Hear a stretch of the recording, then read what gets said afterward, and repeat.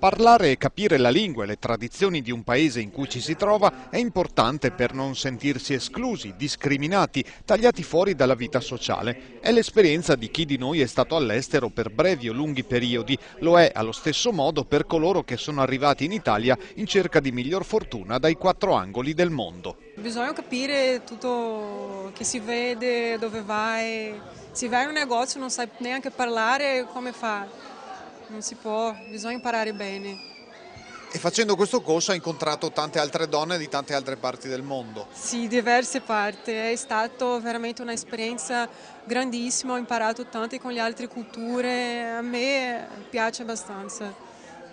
Le borse di partecipazione per oltre 9.000 euro sono state consegnate a Mogliano Veneto dal Centro Territoriale Permanente, una scuola statale rivolta a giovani e adulti italiani e stranieri che offre vari corsi oltre a quello di italiano. Sosteniamo gli esami di lingua italiana con la certificazione europea, quindi venendo incontro ai costi che le donne sostengono, e anche con delle borse di partecipazione sosteniamo le donne che si avviano a imparare la lingua italiana partendo da livelli bassi o a volte anche molto bassi, addirittura a volte anche partendo da un analfabetismo di partenza anche nel proprio paese. I progetti a scuola per i figli e donne immigrate protagoniste sono stati cofinanziati dalla provincia di Treviso. Ora queste donne possono fare meno fatica a capire, a farsi capire in vista di una convivenza sempre più stretta. Qual è la prima frase che hai imparato quando sei arrivata qua in Italia?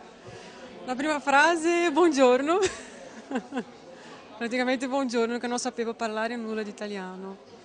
È stata un'avventura, diciamo così, che sono venuta qua, non sapevo niente, non sapevo neanche dove andare praticamente, e per me è stato un inizio di una vittoria.